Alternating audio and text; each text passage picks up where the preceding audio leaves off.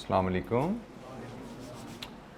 अच्छा जी, cap 6 chapter number 1 investment appraisal, project appraisal, capital investment appraisal, ये हमारा पहला चैप्टर जिसमें हमारी डिस्कशन स्टार्ट हुई। कल की तारीख में हमने इसमें जो डिस्कस किया था वो पहला इन्वेस्टमेंट अप्रेजल का टूल पेबैक पीरियड मेथड। आपने किसी भी कैपिटल इन्वेस्टमेंट को एवेल्यूएट करना हो, क्या ये प्रोजेक्ट एक्सेप्टेबल है या नहीं है, हमारी कंपनी को इस कैपिटल इन्वेस्टमेंट डिसीजन को लेना चाहिए या नहीं, तो उसका एक टूल पेबैक पीरियड हमें सजेस्ट करता है कि आप इन्वेस्टमेंट प्रोजेक्ट का पेबैक पीरियड कैलकुलेट कर लीजिए। पेबैक पीरियड क्या होता है? व्हाट इज़ पेबैक पीरियड बेटा? बिल्कुल ठीक है जी, time taken by a capital investment to pay its original investment in cash. This is the keyword. Cash में कमाई से कैपिटल प्रोजेक्ट कितने अरसे में अपनी इन्वेस्टमेंट वापस करता है, इसको पेबैक कहा जाता है। हमने इवन कैश हो उसका पेबैक कैलकुलेट करना हो, उसका क्या तरीका है, ये फार्मूला डिस्कस किया। अनइवन कैश फ्लोज हो उसका हमने फॉर्मेट डिस्कस किया। क्यूमुलेटिव कैश फ्लोज का कॉलम बना के हम यहाँ से payback period of a project calculate कर सकते हैं। और एक दफ़ा आपने पेबैक पीरियड कैलकुलेट कर लिया एक प्रोजेक्ट का, फिर उसकी मदद से हम फैसला कर सकते हैं कि हमें प्रोजेक्ट में इन्वेस्टमेंट करनी है या नहीं करनी। उसके लिए हम प्रोजेक्ट्स पेबैक को कंपेयर करते हैं स्टैंडर्ड पेबैक से। स्टैंडर्ड पेबैक के बारे में हमारी बात होती है, हर इदारे का, हर ऑर्गेनाइजेशन का अपना स्टैंडर्ड पेबैक होता है। और अगर प्रोजेक्ट का पेबैक स्टैंडर्ड पेबैक से कम है तो हम कहते हैं ये प्रोजेक्ट फीजिबल है, हमें इसको एक्सेप्ट करना चाहिए। अगर प्रोजेक्ट पेबैक स्टैंडर्ड पेबैक से ज़्यादा है तो हम प्रोजेक्ट को रिजेक्ट करते हैं। और अगर हमें डिफरेंट प्रोजेक्ट्स को कंपेयर करना है तो जिस प्रोजेक्ट का पेबैक कम होगा उसको हम बेहतर समझेंगे। जो प्रोजेक्ट जल्दी पैसे वापस कर रहा है, पेबैक पीरियड मेथड के तहत वो प्रोजेक्ट बेहतर समझा जाएगा। जी, पेबैक पीरियड मेथड से रिलेटेड कोई सवाल? एक आखिरी इक्वेशन भी चलें ये भी देख लीजिए, जो हमने लास्ट में डिस्कस की थी कि हमें ख्याल रखना है पेबैक पीरियड में एनुअल बेनिफिट जो होता है वो कैश फ्लो में मेजर किया जाता है। अगर कभी प्रॉफिट्स हमें दिए जाएंगे, कैपिटल इन्वेस्टमेंट के नतीजे में प्रॉफिट्स हमें दिए जाएंगे, तो हम प्रॉफिट्स को कैश फ्लो में कन्वर्ट करते हैं by using this simple equation. Accounting profit plus depreciation is equal to cash flow, और फिर हम पेबैक मेजर कर सकते हैं। जी, एनी क्वेश्चन? जी बेटा।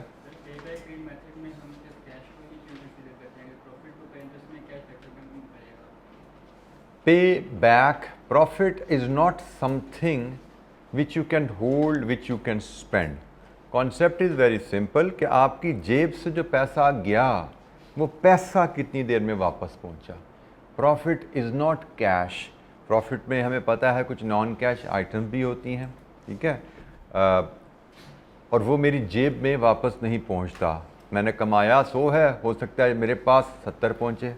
कमाया 100 है, हो सकता है मेरे पास 120 आए। तो क्या जो इन्वेस्टर है वो कैश में इंटरेस्टेड होता है। आगे चल के इस पर मज़ीद बात करेंगे। हमारे बाद अगर जितने भी टूल्स हम पढ़ रहे हैं ना, आगे हमने जो एडवांस टूल भी पढ़ने हैं वो भी कैश फ्लो बेस्ड टूल हैं। फाइनेंशियल मैनेजमेंट का ये एरिया है। बिजनेस में जब आप पैसा इन्वेस्ट करते हैं तो पैसे पे जो कमाई है उसको मेजर करने के डिफरेंट मीन्स हो सकते हैं, डिफरेंट मेथड्स हो सकते हैं। एक तरीका रिटर्न ऑन इन्वेस्टमेंट को मेजर करने के लिए प्रॉफिट अर्न्ड होता है। एक तरीका रिटर्न ऑन इन्वेस्टमेंट को मेजर करने के लिए कैश होता है। फाइनेंशियल मैनेजमेंट के मुताबिक cash return is a better way of measurement. ये एक बेहतर मेजरमेंट का तरीका है, क्योंकि कैश बेनिफिट जो है, कैश रिटर्न जो है, दैट रिफ्लेक्ट्स या दैट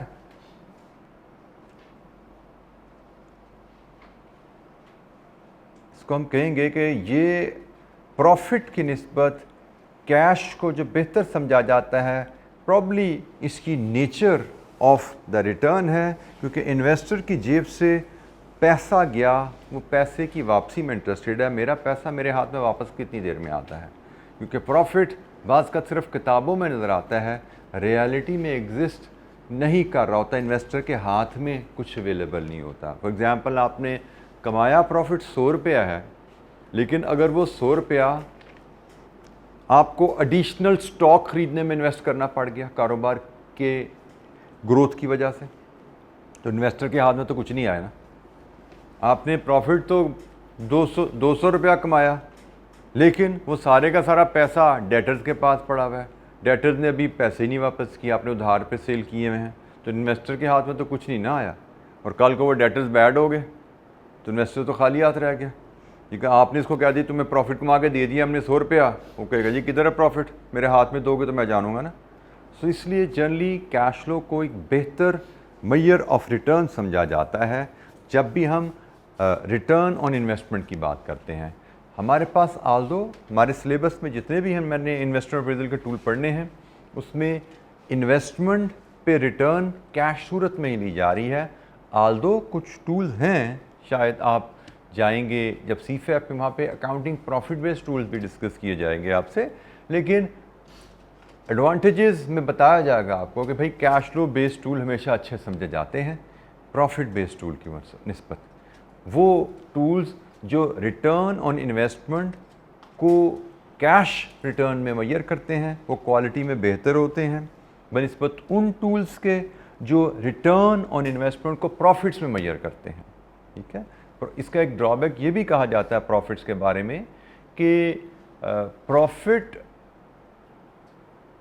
डिपेंड करता है पॉलिसी पे, अकाउंटिंग पॉलिसी पे। फेमिलियर है ना अकाउंटिंग पॉलिसी का concept. Straight line depreciation profit कुछ और है, रिड्यूसिंग बैलेंस डेप्रिसिएशन प्रॉफिट कुछ और है, इन्वेंट्री वैल्यूएशन FIFO प्रॉफिट कुछ और है, इन्वेंट्री वैल्यूएशन FGO प्रॉफिट कुछ और है।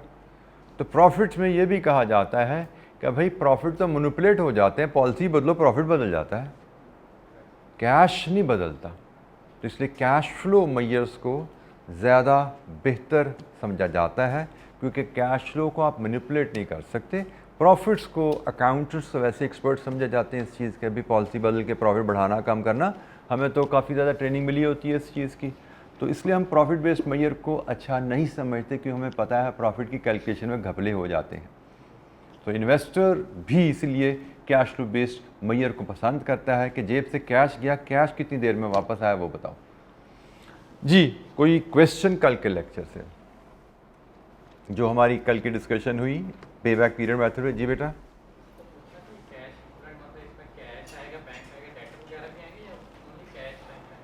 बेटा कैश रिटर्न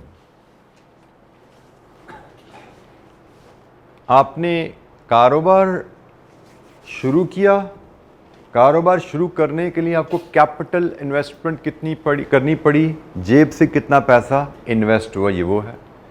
कारोबार शुरू किया, प्रोडक्शन हुई, सेल्स हुई, रिकवरी हुई, this is the net cash inflow into the business. ठीक है, ये नेट कैश फ्लो है।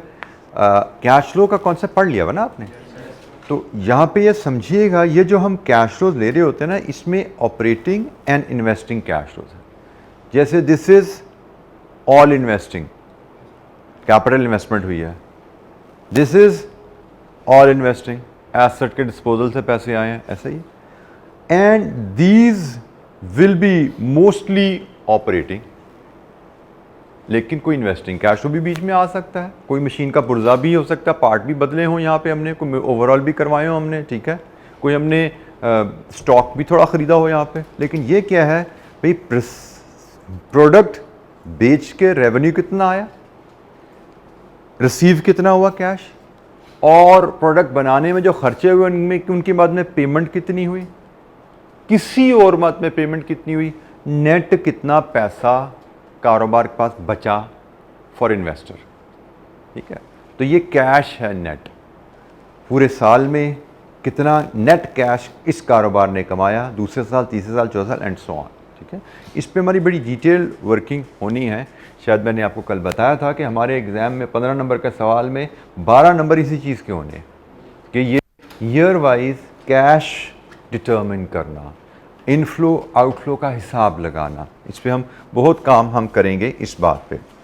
जी, पे बैक पीरियड मेथड पे कोई और सवाल?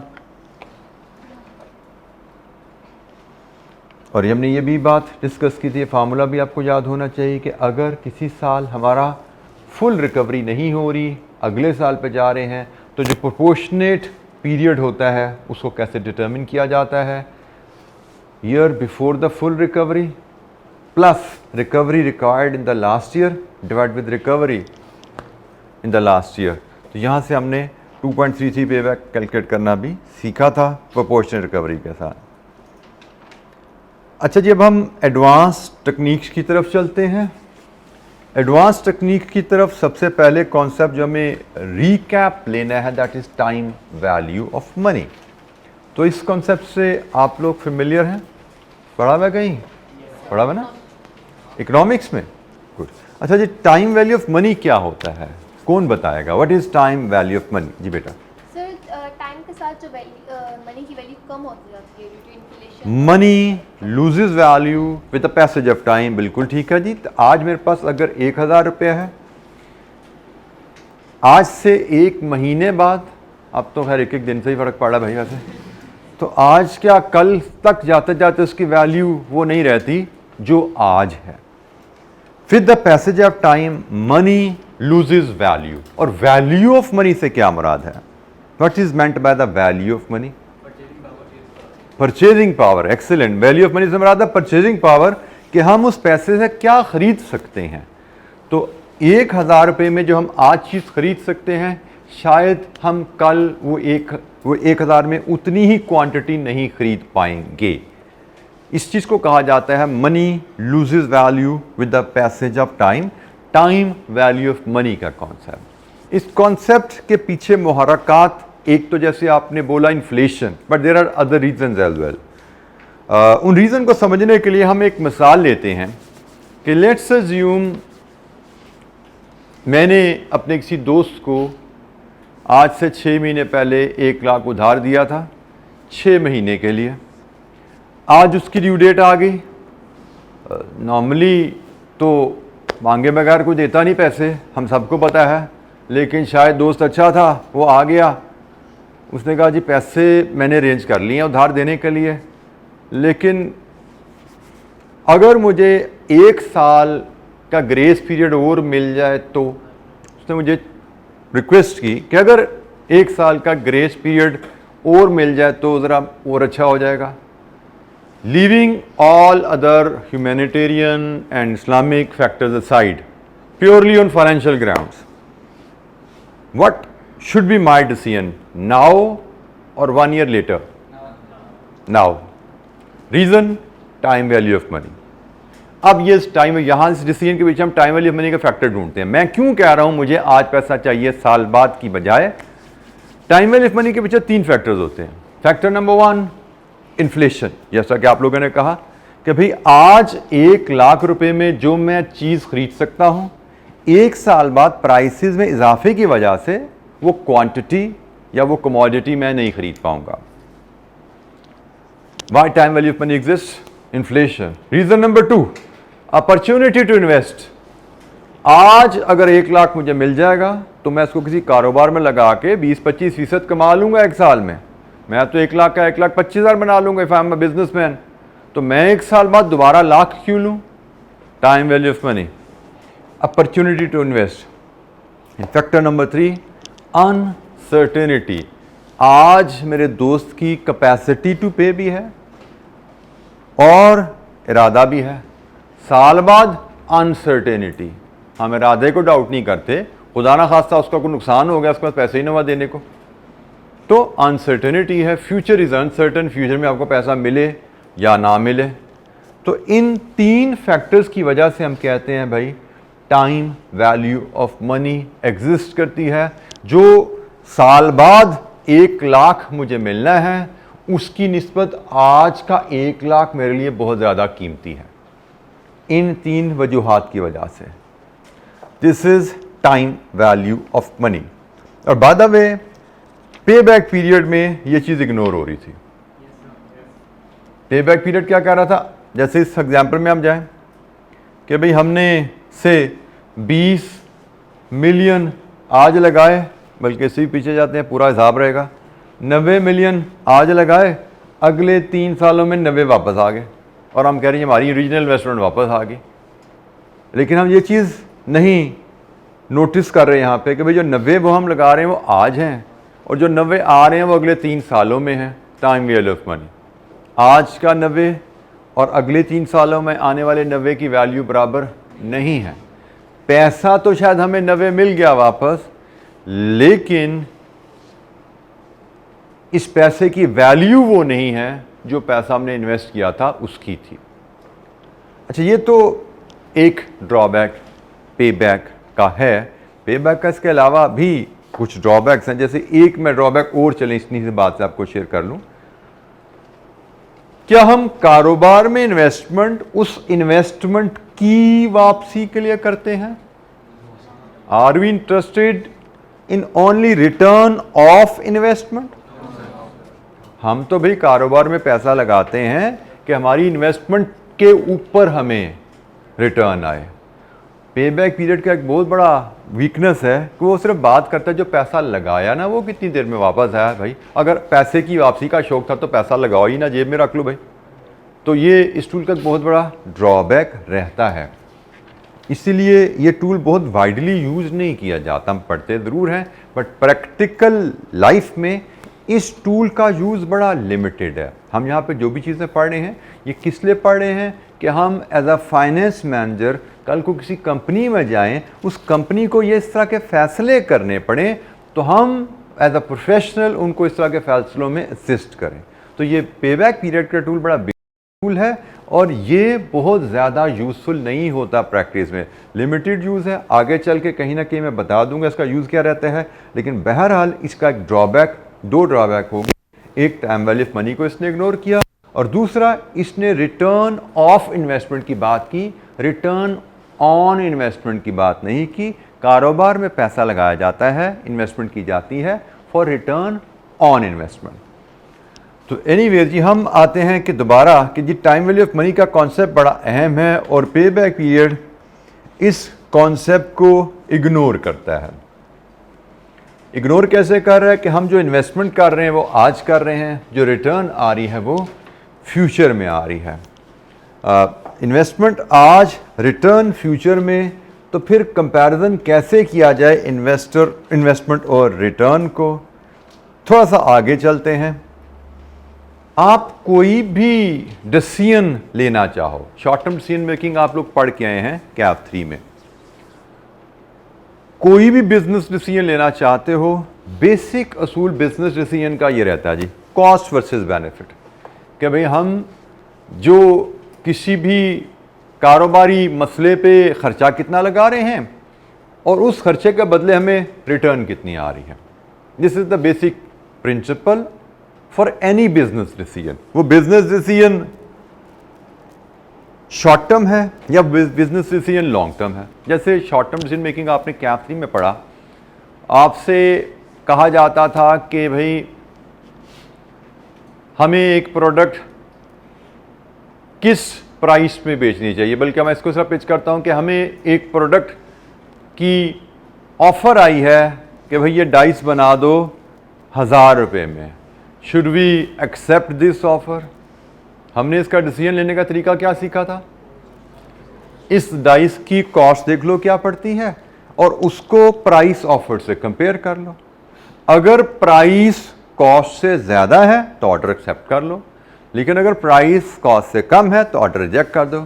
जो प्राइस है वो इस डिसीजन का बेनिफिट है कि भाई ऑर्डर एक्सेप्ट करोगे तो बेनिफिट क्या मिल रहा है, और ये कॉस्ट है इस ऑर्डर की, इस डिसीजन की कॉस्ट है। तो प्राइस वर्सेस कॉस्ट, अगर प्राइस कॉस्ट से ज़्यादा है तो आपका डिसीजन है एक्सेप्ट द ऑर्डर, अगर प्राइस कॉस्ट से कम है आपका डिसीजन है रिजेक्ट द ऑर्डर। यही पढ़ा था ना हमने कैप 3 में।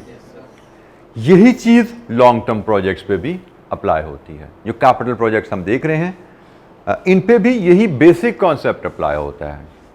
जैसे मैं वही एक प्रोजेक्ट जो हमने देखा था उसी की बात करें, प्रोजेक्ट ए का डाटा हमने देखा था, तो भाई इस प्रोजेक्ट ए का एनालिसिस करें तो this is the it's cost part, कि अगर आपने प्रोजेक्ट ए करना है तो आपको इन्वेस्टमेंट कितनी करनी है, and this is the benefit part, कि ये इन्वेस्टमेंट करोगे तो रिटर्न क्या आएगी।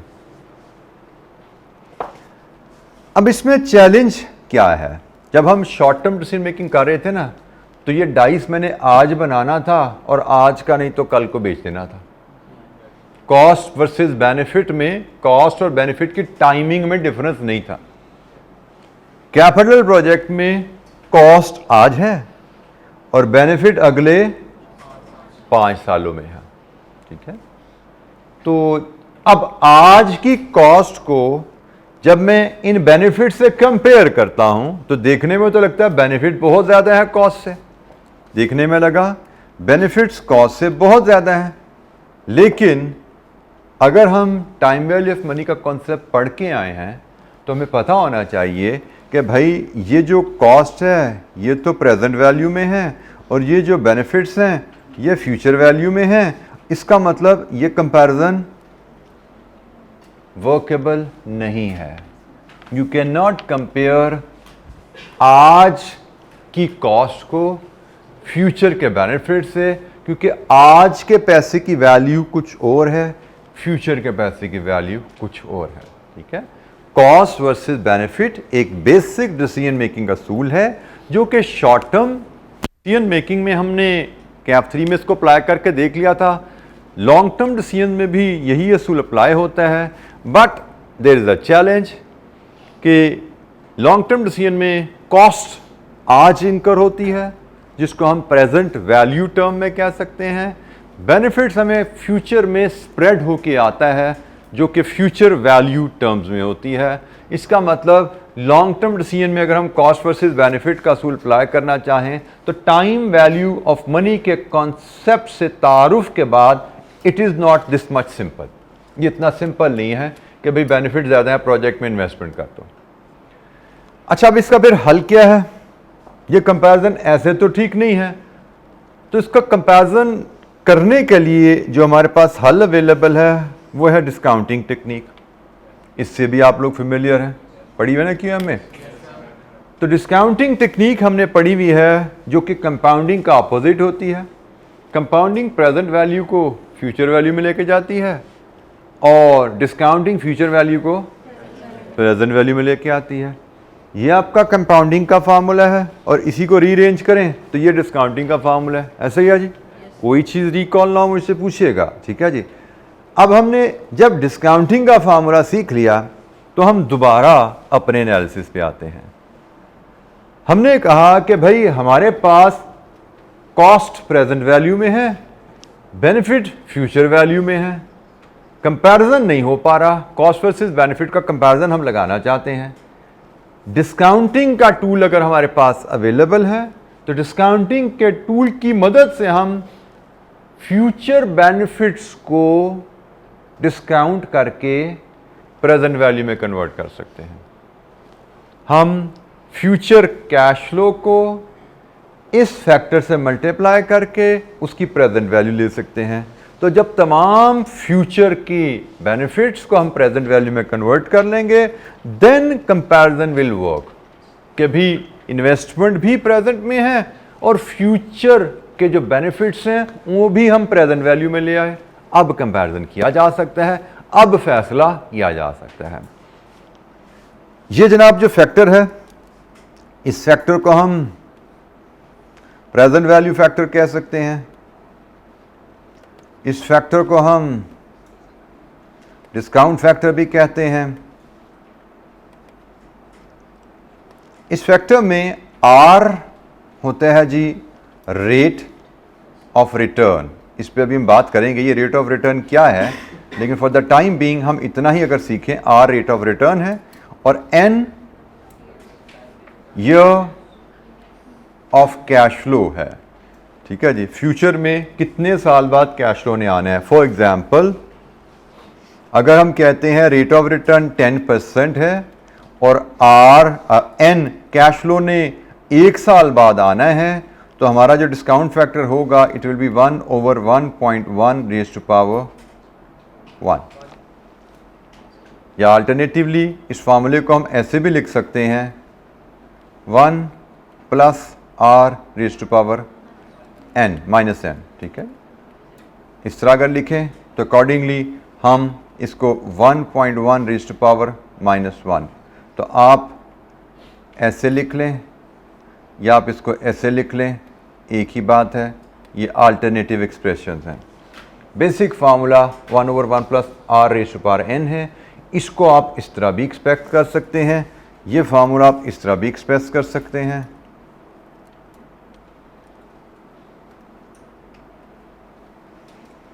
आप इसको इस फैक्टर से कैलकुलेट कर लें, आप इसको इस फार्मूले की मदद से ऐसे कैलकुलेट कर लें। तो ये डिस्काउंट फैक्टर से भी आपकी फेमिलियरिटी एस्टैब्लिश पास्ट में की गई है।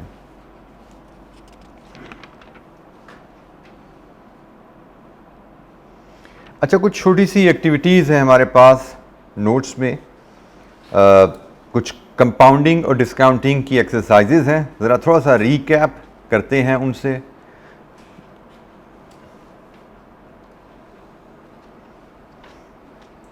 ये हैंडआउट मैंने आप लोगों से शेयर कर लिया था, उसी हैंडआउट में हमारे पास ये कुछ इलस्ट्रेशन अवेलेबल हैं जी। ये कंपाउंडिंग की हैं, इलस्ट्रेशन 3 और 4, और फिर अगले पेज पे 5, 6, 7 डिस्काउंटिंग की हैं। तो let's start with these basic activities. Compounding and discounting का रीकैप लेते हुए, पहला part, how much money we receive in 3 years time. 3 साल बाद कितना पैसा मिलेगा if we invest 100,000 today in a bank at 20% per annum. So this is illustration number 3। हमें क्वेश्चन की स्टेटमेंट से पता लग गया इट्स प्रॉब्लम ऑफ कंपाउंडिंग। हमें 3 साल बाद कितना पैसा मिलेगा, फ्यूचर में कितना पैसा मिलेगा, इसकी बात की जा रही है। So future value is equal to present value into 1 + r raise to power n। This is the compounding formula. Putting in the values, कितना पैसा आज इन्वेस्ट करना है 100,000। किस रेट पे इन्वेस्ट करना है 20%। 1 + r को आप रेट हमेशा फार्मूलाज में फ्रैक्शन में फीड किया जाता है, 1 + 0.2 कर लीजिए। और n कितने साल के लिए इन्वेस्ट करना है 3 years के लिए। तो बताइए कितना पैसा 172,800 लीजिए जी। ये इलस्ट्रेशन 3 हमारी। अगर हम 1 लाख आज इन्वेस्ट करें 20% पे फॉर 3 years, तो हमारे पास इतना पैसा इकट्ठा होगा। Illustration number 4, calculate value of 38,000 invested for 7 years at 5%। हम 38,000 7 साल के लिए 5% पे इन्वेस्ट करें तो कितने पैसे इकट्ठे होंगे। ये भी हमारे पास फ्यूचर वैल्यू का ही क्वेश्चन है, हमसे फ्यूचर वैल्यू ही डिटरमिन करने को कहा जा रहा है। तो प्रेजेंट वैल्यू 38,000 आज इन्वेस्ट करना है, 5% पे इन्वेस्ट करना है, 7 साल के लिए इन्वेस्ट करना है। कितने पैसे जी 53,470। ये जी हमारे पास 2 हमने इलस्ट्रेशन छोटी सी कंपाउंडिंग की एक्टिविटीज़ परफॉर्म की। कंपाउंडिंग में हमें प्रेजेंट वैल्यू गिवन है और फ्यूचर वैल्यू डिटरमिन करने को कहा जाता है, लेकिन हमने तो फोकस करना है जी मेन डिस्काउंटिंग पे, जो कि हमारी एडवांस्ड इन्वेस्टमेंट अप्रेजल टेक्निक्स में यूज़ होने जा रही है। ये जी डिस्काउंटिंग का फार्मूला, वही फार्मूला कंपाउंडिंग का रीअरेंज किया जाता है मैथमेटिकली। और ये कुछ डिस्काउंटिंग की एक्टिविटीज़ हैं, illustration 5, 6 and 7। So let's start with illustration 5। पहले हम डिस्काउंटिंग का फार्मूला ले आए अपने सामने। यही इक्वेशन रीअरेंज होगी। Present value mathematically it is equal to future value into 1/1 + r raise to power n। ये हमारे लिए डिस्काउंटिंग की कैलकुलेशन आ गई। Illustration 5, what should be invested now आज क्या इन्वेस्ट किया जाए to receive 10,000 in 4 years time if R is 8% per annum. आज क्या इन्वेस्ट किया जाए, मतलब we need to determine present value कि हमें 10,000 मिल जाए 4 साल बाद, हमें 10,000 चाहिए 4 साल बाद। किस रेट पे इन्वेस्ट करना है जी? 8% पे। लीजिए जी 4 7 3 5 0। ये तमाम कैलकुलेशन हाथ से गुजारते जाइएगा। किसी कैलकुलेशन पे कोई दिक्कत तो समझने में पूछिएगा। Present value is equal to future value into 1/1 plus R raised to power n। What is the present value? 115,000 receivable in 9 years time if R is 6%। 9 साल में 1,15,000 हमें मिलना है। प्रेजेंट वैल्यू हमें कैलकुलेट करने को कहा गया है। हमने ये इलस्ट्रेशन नंबर 5 की थी, अब इलस्ट्रेशन नंबर 6 है जी हमारे सामने।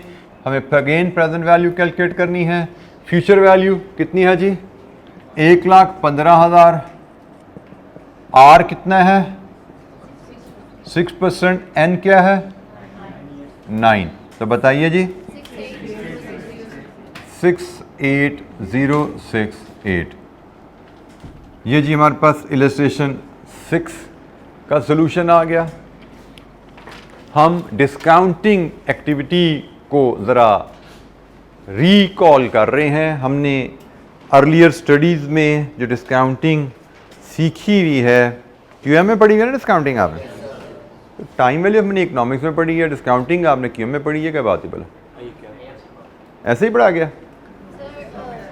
QM में भी तो पढ़ा गया होगा ना टाइम वैल्यू हमारे।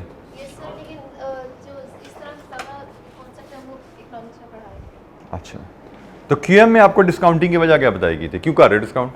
पता नहीं, एम ही बस मैथमेटिक्स सिखा दिया गया था, टाइम वैल्यू मनी समझाया गया था। अच्छा जी, हाँ जी। FAR 1 में impairment present value. Present value हाँ जी, आपका तो कॉन्सेप्ट कहीं अकाउंटिंग में भी काफ़ी यूज़ होता है ना। आपकी इन्वेस्टमेंट्स भी आपकी कोई वैल्यू किए जाते हैं। अब तो आपकी लीजेस में भी बहुत ज़्यादा कॉन्सेप्ट आ गया हुआ है ये डिस्काउंटिंग का। अच्छा जी, अब आइए इलस्ट्रेशन 7 पे जी, इसको ज़रा देख लें। A borrower is due to repay a loan of 150,000 in 4 years time. 150,000 in 4 years time loan वापस करना है जी बोरोअर ने। He has offered to pay an extra 30,000 as long as he can repay after 6 years। The lender has arranged funds at 8%। borrower जिसने उधार लिया हुआ है, लेंडर जिसने उधार दिया हुआ है। तो जनाब borrower की ड्यू डेट 4 साल बाद है। कहते हैं जी 4 साल बाद मैंने आपको 1,50,000 देने हैं, आप मुझसे 4 की बजाय 6 साल बाद ले लेना, 1,80,000 ले लेना।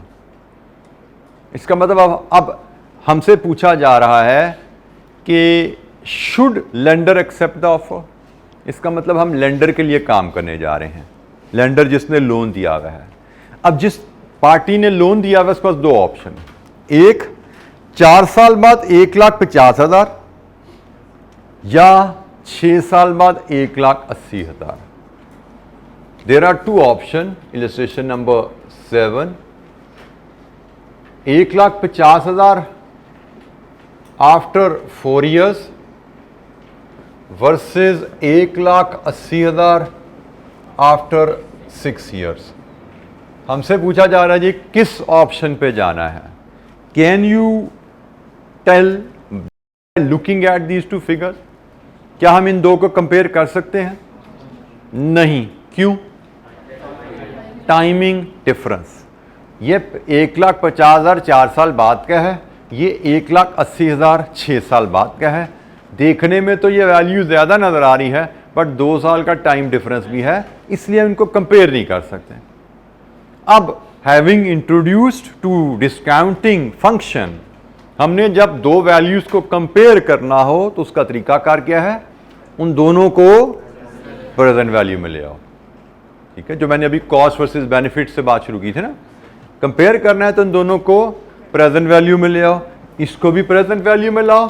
तो प्रेजेंट वैल्यू में लाने के लिए आप फ्यूचर के कैश फ्लो को मल्टीप्लाई करते हो 1/1 प्लस आर। आर उसने कहा जी लेंडर का 8% है, ये जनाब इसकी प्रेजेंट वैल्यू ले लो और यहां पे हम इसकी प्रेजेंट वैल्यू ले लेते हैं।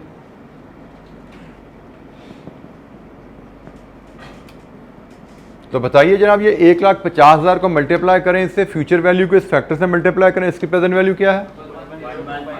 1,1,0,254 और इसकी क्या जी प्रेजेंट वैल्यू? 1,13,431। लीजिए जी, ये दो हमारे पास ऑप्शंस हैं। अब हम इजीली कंपेयर कर सकते हैं कि this option is better, so lender should accept the offer. Lender को ऑफर एक्सेप्ट कर लेनी चाहिए क्योंकि 1,80,000 6 साल बाद has more value as compare to 1,50,000 after 4 years। So time value of money का कॉन्सेप्ट क्या है? टाइम वैल्यू ऑफ मनी का कॉन्सेप्ट हमें डिसीजन मेकिंग में कैसे हेल्पफुल रहता है। अच्छा, यही असूल अब हम अप्लाई कर सकते हैं कैपिटल प्रोजेक्ट्स पे। जैसे प्रोजेक्ट ए की हमने बात की थी, हमने बात शुरू की थी टाइम वैल्यू ऑफ मनी के कॉन्सेप्ट को समझने के लिए प्रोजेक्ट ए से। हमने प्रॉब्लम यहाँ पे आइडेंटिफाई किया था प्रोजेक्ट ए में, जब भैया प्रोजेक्ट ए के कैश फ्लोज हैं और हम कॉस्ट वर्सेस बेनिफिट ऐसे करें तो ये मुनासिब नहीं है। मुनासिब क्या है कि भाई इसके बेनिफिट्स, इन्वेस्टमेंट चूँकि प्रेजेंट में है, इसके बेनिफिट्स की भी प्रेजेंट वैल्यू ले लो, फिर कॉस्ट वर्सेस बेनिफिट करो। यही चीज़ सीखी ना हमने। तो ये चीज़ अब हम इस प्रोजेक्ट पे अप्लाई करते हैं ज़रा कि भाई कॉस्ट वर्सेस बेनिफिट कंपेरेबल नहीं है, तो कॉस्ट तो प्रेजेंट वैल्यू में है, बेनिफिट्स की भी प्रेजेंट वैल्यू लेते हैं। तो बेनिफिट्स की प्रेजेंट वैल्यू लेने के लिए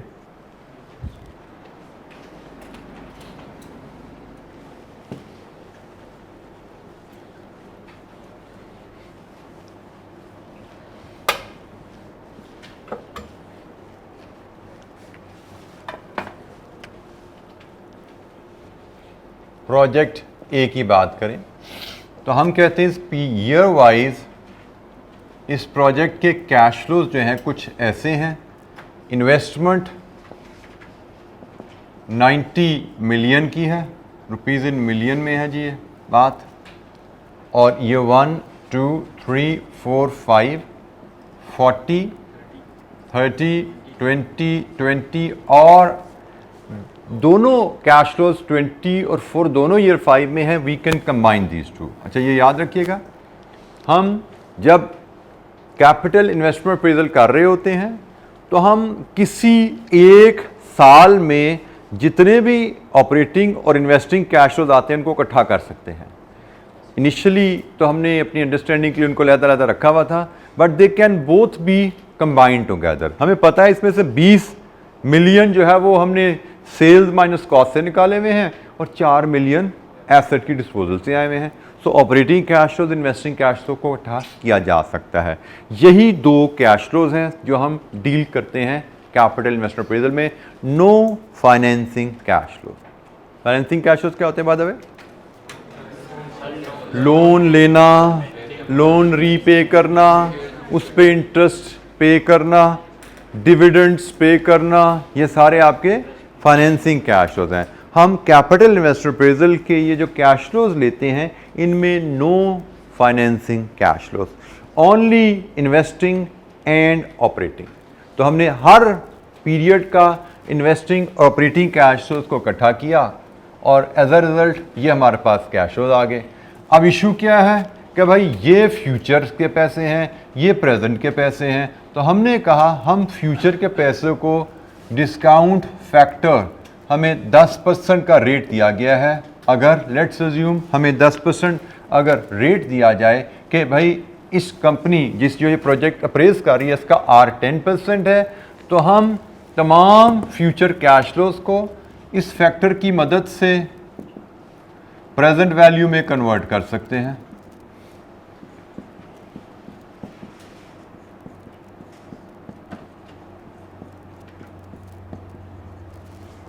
तो जनाब हम हर कैश फ्लो को, हर फ्यूचर कैश फ्लो को इस फैक्टर से मल्टीप्लाई करेंगे, हमें प्रेजेंट वैल्यू मिलती जाएगी। तो जनाब 40 की प्रेजेंट वैल्यू 36.36, इसकी प्रेजेंट वैल्यू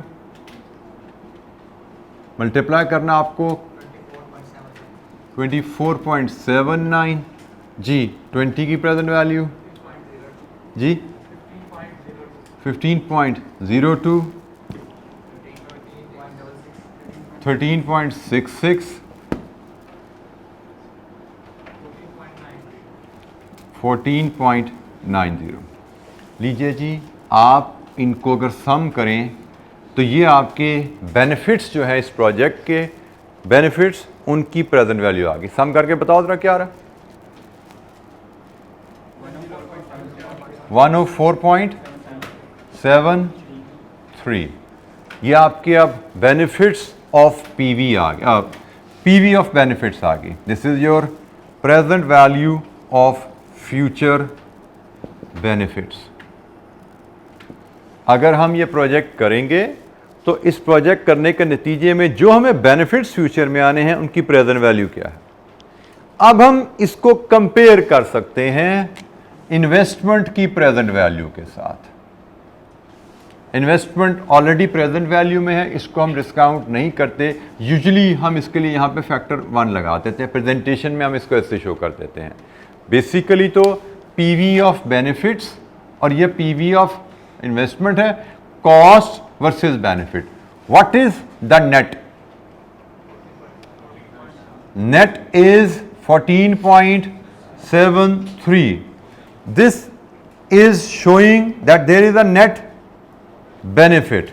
क्यों? Benefits are more than the cost, as a result there is a net benefit figure. और यही बेसिकली हमारा जो फर्स्ट हम एडवांस टूल सीखने जा रहे हैं, नेट प्रेजेंट वैल्यू, ये हमने उसी की कैलकुलेशन परफॉर्म की है। ये नेट बेनिफिट को मैं यहाँ पे बेनिफिट नहीं लिखता, मैं यहाँ पे इसको नेट प्रेजेंट वैल्यू लिखता हूँ। नेट प्रेजेंट वैल्यू मैंने कैसे मेजर की है? नेट प्रेजेंट वैल्यू मैंने मेजर की है present value of benefits minus present value of investment. इस इक्वेशन को मैंने यहां पे अप्लाई किया है, present value of benefits minus present value of investment, this is net present value. अब ये नेट बेनिफिट है या नेट में कॉस्ट आई है, इसका साइन मुझे बता रहा है। If the sign is positive, इसका मतलब this is benefit. If the sign had been negative, इसका मतलब होता है ये कॉस्ट। तो पॉजिटिव एनपीवी है यहां पे इस केस में, इसका मतलब प्रोजेक्ट ए करने के नतीजे में benefits are more than the cost. इसका मतलब शुड वी इन्वेस्ट और नॉट? We should invest. ये हमारी जी जो पहली एडवांस्ड टेक्निक थी नेट प्रेजेंट वैल्यू, उसको हमने डेमोन्स्ट्रेट किया। इलस्ट्रेशन नंबर 8 में यही डाटा हमारे पास अवेलेबल था, बट फ़र्क यहाँ पे वहाँ प्रेजेंटेशन में वो डाटा 1000 में आ रहा था। आपको जो मैंने हैंड आउट दिया उसको मैंने जो ग्रुप में शेयर किया उसको मैंने अपडेट कर दिया है। मेरे पास जो हमारे पास इलस्ट्रेशन 8 है उसमें ये डाटा अवेलेबल है। इलस्ट्रेशन 8 जो मैंने ये डाटा लेके आपको परफॉर्म किया, ये इलस्ट्रेशन 8 का डाटा है जी हमारे पास। हमसे यहाँ पे कहा क्या गया था प्रोजेक्ट ए को लेके, जिसमें 90 मिलियन की इन्वेस्टमेंट रिक्वायर्ड है, जिसमें 90 मिलियन की इन्वेस्टमेंट रिक्वायर्ड है। इसको लेके ये इसके कैश फ्लोज हैं, ये इसकी रेजिडुअल वैल्यू है। इसको लेके हमसे क्या कहा था कि अगर आर 10% हो तो इसकी एनपीवी बताइए। तो this is what we did, हमने इसकी एनपीवी कैलकुलेट की।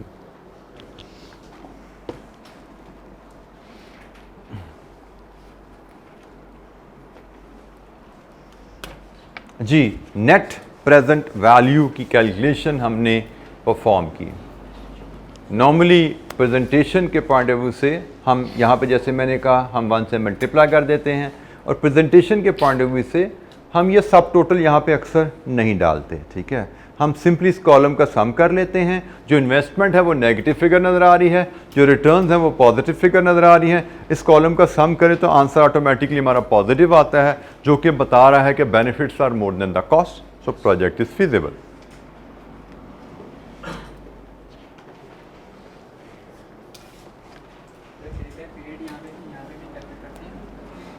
बेटा payback period is a different tool, वो उसकी कहानी ख़त्म होगी। अब हम आगे हैं भाई, पेबैक पीरियड का एक मसला था, उसको time value of money consider नहीं करता था। अब हम डिस्कस कर रहे हैं नेट प्रेजेंट वैल्यू का टूल। पेबैक की डिस्कशन जो थी हमारी वो कल ही ख़त्म हो गई थी, ठीक है। आज हमने सिर्फ उसका रिकैप लिया, अब हम अगले टूल की तरफ जा रहे हैं। मैंने शायद कल आपको बताया था पेबैक में वी डोंट एक्सपेक्ट कि हमें कोई लॉन्ग क्वेश्चन आएगा, 1-2 नंबर की MCQs हमें आ सकती है, या अगर कहा भी जाए तो यही कैश फ्लोज है ना। इन कैश फ्लोज का NPV बनाने को जाए तो बना लो, इन कैश फ्लोज का पेबैक बनाने को कहा जाए तो कर लो आप, ठीक है। 2 डिफरेंट टूल्स हैं। नेट प्रेजेंट वैल्यू कहती है कि आप प्रोजेक्ट के फ्यूचर बेनिफिट्स की प्रेजेंट वैल्यू लो और उसमें से इन्वेस्टमेंट की प्रेजेंट वैल्यू लेस करके नेट प्रेजेंट वैल्यू डिटरमिन करो। नेट प्रेजेंट वैल्यू को देख के फैसला करो प्रोजेक्ट फीजिबल है या नहीं है। If net present value is positive, project is feasible. If net present value is negative, project is not feasible. Payback period कहता था आप प्रोजेक्ट कैश फ्लो से उसका पेबैक निकालो और पेबैक को कंपेयर करो स्टैंडर्ड पेबैक से, then take the decision whether the project is feasible और नॉट। उसका अपना अंदाज था, अपना तरीका था। ये टूल डिफरेंट टूल है, इसका अपना अंदाज, अपना तरीका है। जी, एनी क्वेश्चन, कोई सवाल? अच्छा जी, हमारे पास एक प्रोजेक्ट बी हमने देखा था, उसका भी हमने कल पेबैक कैलकुलेट किया था, तो ज़रा अब हम उसकी भी NPV कैलकुलेट करते हैं। हमारे पास प्रोजेक्ट बी का डाटा ये इलस्ट्रेशन 9 में आ रहा है, इसको यूज़ करते हैं और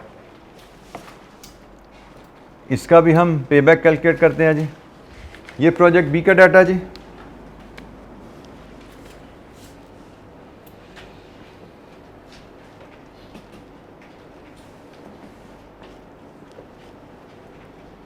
इन्वेस्टमेंट और cash flows rupees in million में। इन्वेस्टमेंट 20 मिलियन की है और 1 2 3 4 5 10 8 6 4, लेकिन साथ रेजिडुअल वैल्यू भी डाल दें, 4 + 2 6। ये जी आपके कैश फ्लोज आ गए, प्रोजेक्ट के आपके cash flows, investment and associated benefits. Net present value calculate करना है तो तमाम फ्यूचर बेनिफिट्स को प्रेजेंट वैल्यू में कन्वर्ट करना होगा। उसके लिए हम कैश फ्लोज को मल्टीप्लाई करेंगे डिस्काउंट फैक्टर से। रेट हमें यहाँ पे भी 10% ही दिया गया है।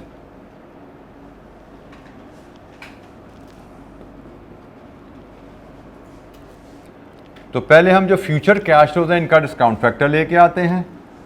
1.1 raise to power -1, 1.1 raise to power -2, 1.1 raise to power -3, 1.1 raise to power -4, 1.1 raise to power -5। Future benefits की प्रेजेंट वैल्यू जी 9.09, 6.61, 4.51, 2.73, 3.73। अच्छा जी, हमने बात सीखी थी, ये सारे बेनिफिट्स हैं। फ्यूचर बेनिफिट्स को हमने डिस्काउंट फैक्टर से मल्टीप्लाई किया, प्रेजेंट वैल्यू आ गई, और इन्वेस्टमेंट को हमने कहा दिया हम 1 से मल्टीप्लाई करके एज इट इज़ कैरी करते हैं, क्योंकि इसको हमें डिस्काउंट नहीं करना, ये तो ऑलरेडी प्रेजेंट वैल्यू में होती है। और फिर हम इस कॉलम का सम करते हैं। ये इस कॉलम का जो सम होता है वो हमें नेट प्रेजेंट वैल्यू बताता है। और बताइए यहाँ पे नेट प्रेजेंट वैल्यू क्या आ रही है? 6.67। सबसे अहम बात, इज इट पॉजिटिव और negative? This is positive. Positive net present value 6.67। और पॉजिटिव नेट प्रेजेंट वैल्यू क्या बता रही है? Benefits are more than the cost, क्योंकि कॉस्ट नेगेटिव फिगर होती है, बेनिफिट पॉजिटिव फिगर होती है. Net of the two if positive, it means benefits are more than the cost.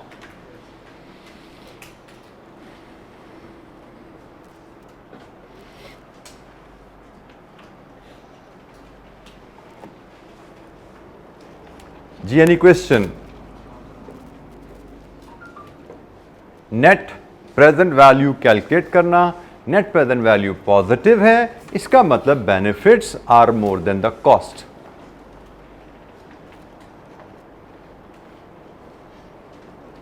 और इसका मतलब project should be accepted. Project is feasible या it should be accepted. Reason being positive NPV. Positive NPV की वजह से हम project को accept कर रहे हैं. तो ये नेगेटिव आएगा. पॉजिटिव है बेटा. आपको नेगेटिव क्यों नजर आ रहा है? कि आपने 20 में से ये माइनस करना शुरू कर दिया. ये एक कॉमन मिस्टेक है जो बच्चे करते हैं. 20 is a negative figure. Start with -20, then you will get to the right answer. ये आदत जरा ठीक कर लीजिएगा. एनपीवी कैलकुलेशन में ये कॉमन मिस्टेक है. Start with -20, then add other figures, तो ही आपका आंसर ठीक आता है. जी, कोई सवाल? जी बेटा.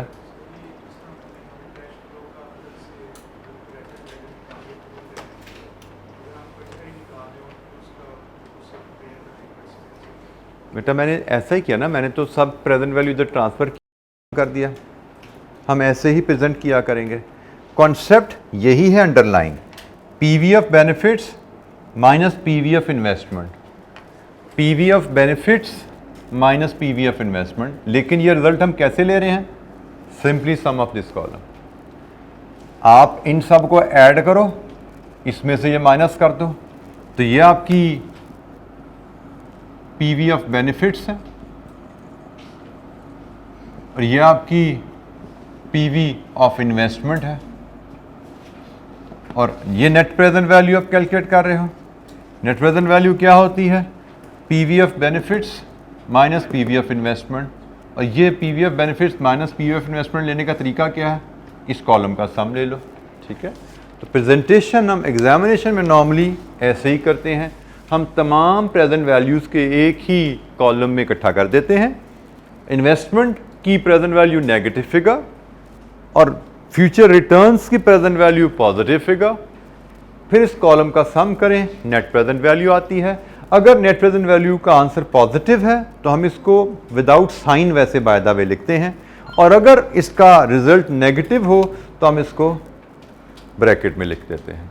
ठीक है. तो पॉजिटिव साइन लगाने की यहाँ पे हमें ज़रूरत नहीं होती. हाँ, नेगेटिव फिगर है तो उसका ब्रैकेट लगा देते हैं ताकि डिफ्रेंशिएट हो जाए, क्योंकि हमने नेगेटिव फिगर्स को इधर ब्रैकेट में शो करना सीखा है. तो हम फाइनेंशियल मैनेजमेंट में इसकी प्रेजेंटेशन 6.67 अगर आ रहा है, this mean this is positive. 14.173 यहाँ पे आ रहा है, this mean this is positive. हम पॉजिटिव साइन ना भी लगाएं, दिस इज गुड इनफ. जी, एनी क्वेश्चन? कोई और सवाल? नेट प्रेजेंट वैल्यू की कैलकुलेशन.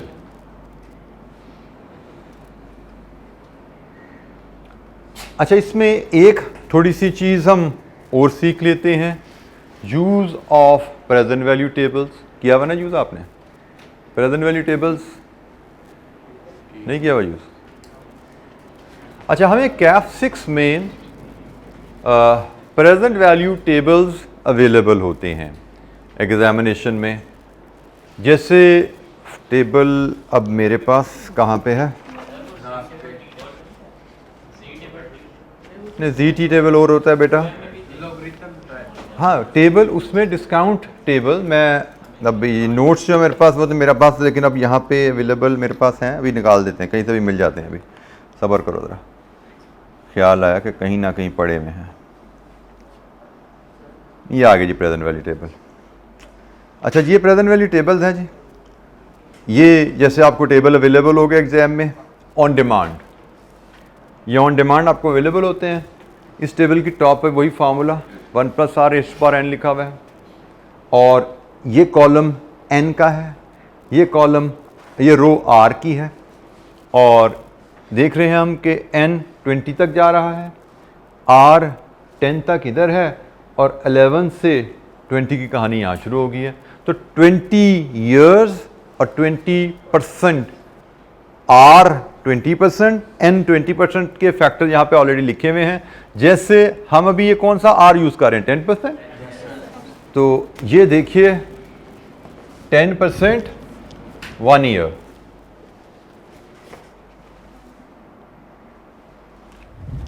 10% 1 year, पढ़िए क्या है वैल्यू 0.909।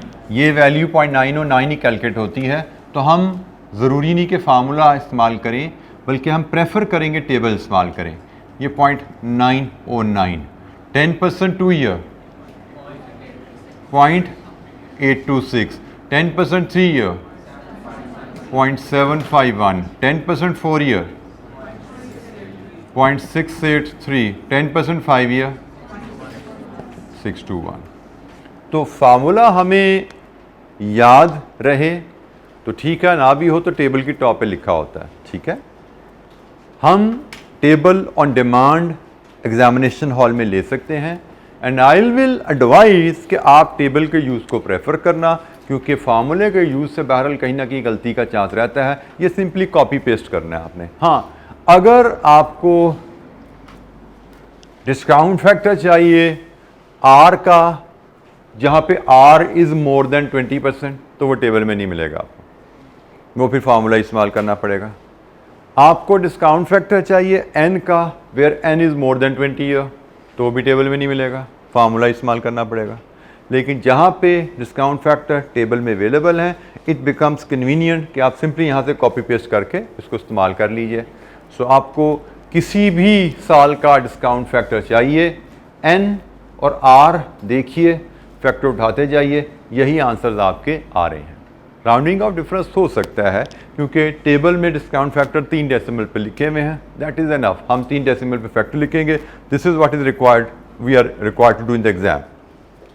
हम एग्जाम में इसको ऐसे यूज़ करेंगे। आपकी जो किताब मिलेगी उसमें भी लास्ट पेज पे ये प्रेजेंट वैल्यू टेबल्स आपको अवेलेबल होंगे। हम क्लास में भी प्रेजेंट वैल्यू टेबल यूज़ किया करेंगे सवाल करते हुए, और एग्जाम में भी आपको इसी की तरफ जाना है। जी, एनी क्वेश्चन, कोई सवाल?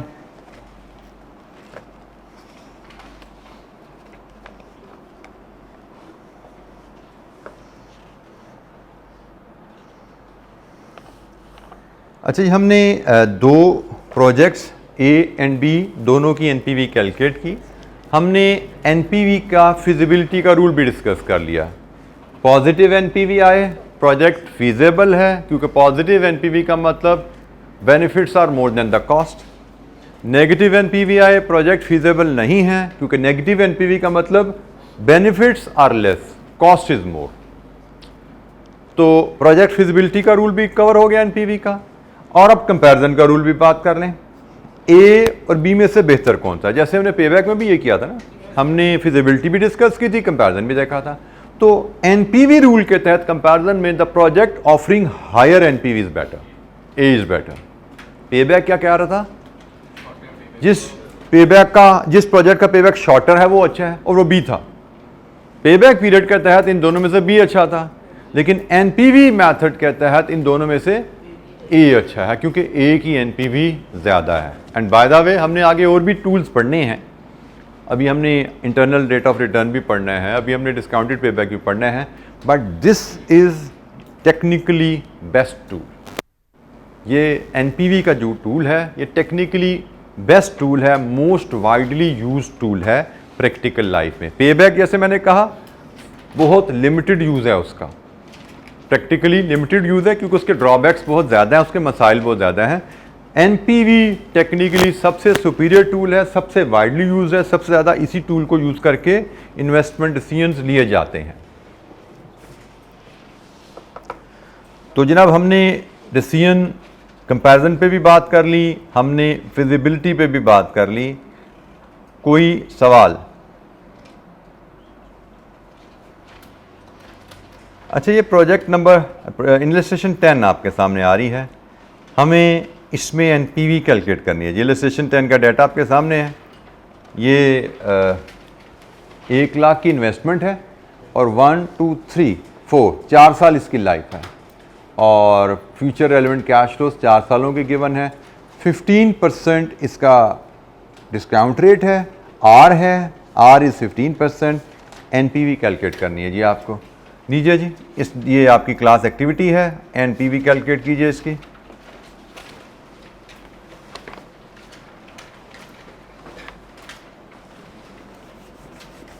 प्रोजेक्ट एक्स 15%, टेबल अभी जो कि आपके पास नहीं है तो आप उस फार्मूला से ही यूज़ कर लीजिएगा डिस्काउंट फैक्टर।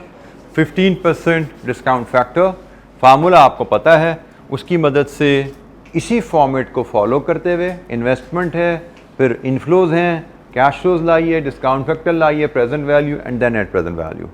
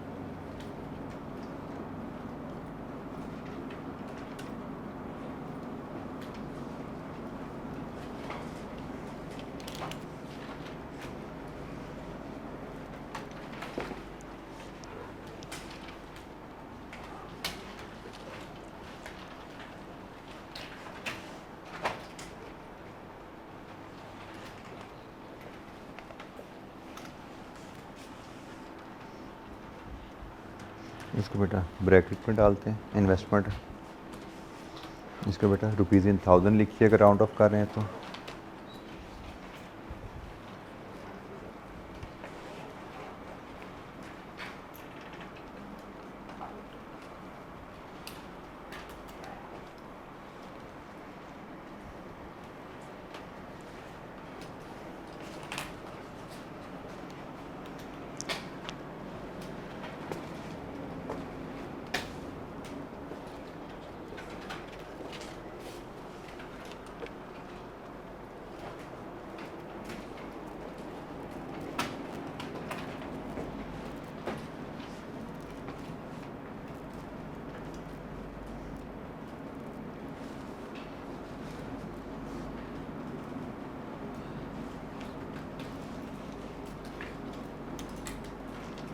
जी क्या रही नेट प्रेजेंट वैल्यू इलस्ट्रेशन 10 की जी 16119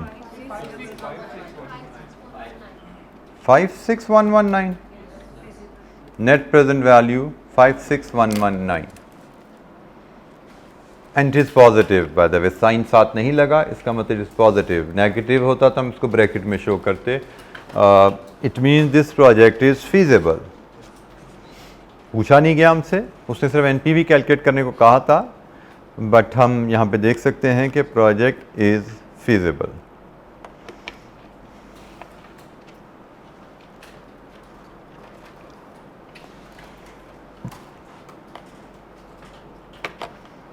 जी एनी क्वेश्चन, कोई सवाल?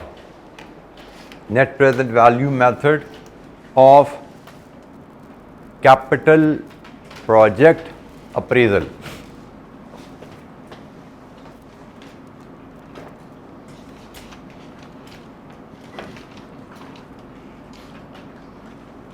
अच्छा, इस कैलकुलेशन में आर क्या होता है?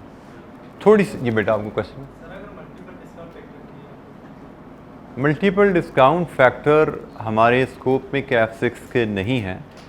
आपको मल्टीपल डिस्काउंट फैक्टर से डील करना CFF 4 में ज़रूर बताया जाएगा। फ़िलहाल हमारे स्कोप में कि जी पहले साल का फैक्टर कुछ और, दूसरे साल का कुछ और, that is not in our scope. आपने QM में पढ़ा हुआ मल्टीपल डिस्काउंट फैक्टर को, लेकिन कैफ में हमें ये चीज़ किताब में या पास पेपर में कहीं नहीं मिलती। और जो चीज़ ICAP की गाइडलाइन के मुताबिक जो चीज़ किताब में नहीं है वो चीज़ हमारे सिलेबस में नहीं है। CAP की गाइडलाइन है, anything which is not in the book of ICAP that is not in the syllabus of CAP। तो मल्टीपल डिस्काउंट फैक्टर को हम CFF 4 में जाके टच करेंगे।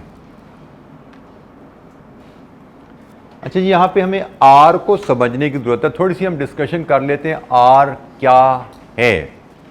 R is the rate of return. ये हमें क्या बताता है जी? कोई बताएगा व्हाट इज़ R? हमारे लिए यहाँ पे R क्या होता है?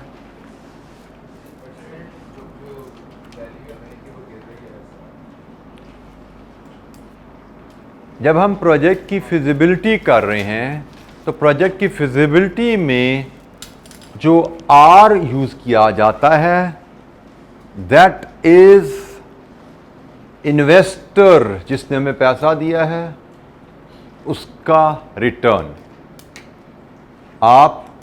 हमने सेपरेट एंटिटी कॉन्सेप्ट से हम फेमिलियर हैं।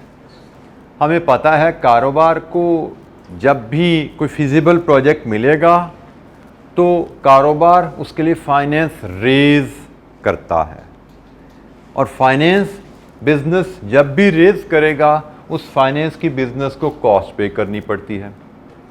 स्टेप नंबर 1 किसी भी बिजनेस का होता है कोई बिजनेस आइडिया आइडेंटिफाई करना, प्रोजेक्ट बी कंसीव वो आइडिया। स्टेप नंबर 2 उस बिजनेस आइडिया के कैश फ्लोज एस्टिमेट करना कि भाई अगर हम ये कारोबार करेंगे इसके लिए इन्वेस्टमेंट कितनी करनी पड़ेगी और इससे हमें over the life of the कारोबार रिटर्न क्या आएगी। आपने कारोबार में इन्वेस्टमेंट कितनी रिक्वायर्ड है वो डिटरमिन की, कारोबार से सालाना रिटर्न क्या आएगी वो एस्टिमेट किया। उसके बाद आप देखना चाहते हो कि इस कारोबार के लिए जो इन्वेस्टमेंट है वो मुझे किस रेट पे मिलेगी। ये फाइनेंस जो मैं रेज करूंगा 20 मिलियन इस प्रोजेक्ट के लिए वो मुझे किस रेट पे मिलता है। आपने लेट्स अज्यूम इन्वेस्टर से रब्ता किया, उसने कहा जी प्रोजेक्ट बी में मैं 20 मिलियन लगाने पे तैयार हूं लेकिन एक शर्त पे आप मुझे सालाना 10% रिटर्न दो। अब मुझे जो टेस्ट लगाना है कि क्या प्रोजेक्ट बी के फ्यूचर रिटर्न्स में से मैं इन्वेस्टर को अगर 10% दे दूं तो क्या कुछ मेरे लिए बचेगा।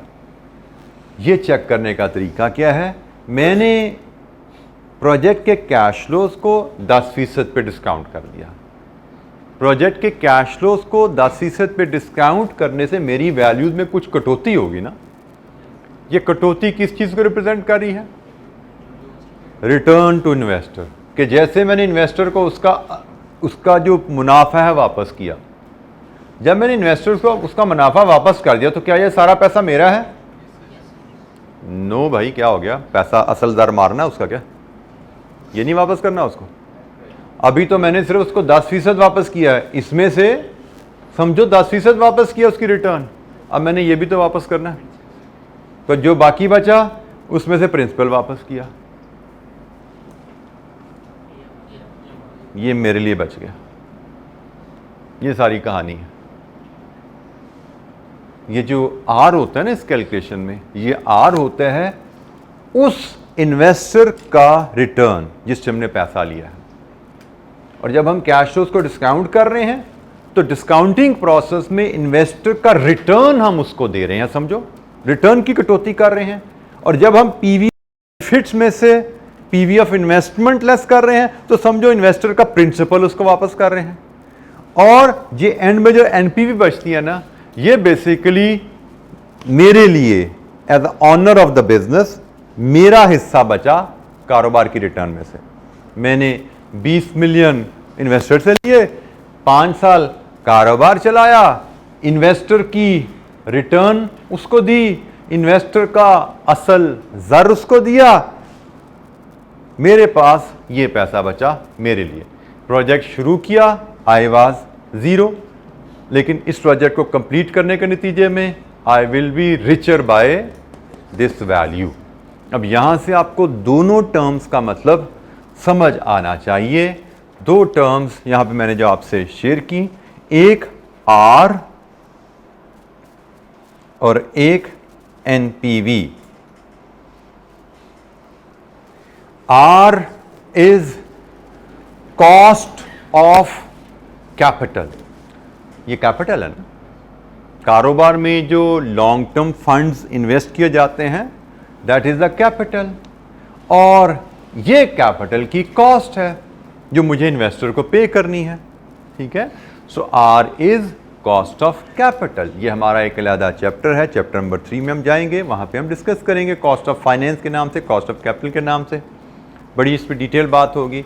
एंड NPV क्या है? NPV बता रही है कि भाई मेरी जेब जो कारोबार शुरू करने से पहले खाली थी, इस कारोबार के नतीजे में उसमें क्या चेंज आ रहा है। NPV is measuring increase in my wealth. मेरी वेल्थ में क्या चेंज है। Positive NPV means as a result of undertaking this project my wealth will increase, और नेगेटिव NPV का मतलब होता है as a result of undertaking this project my wealth will decrease.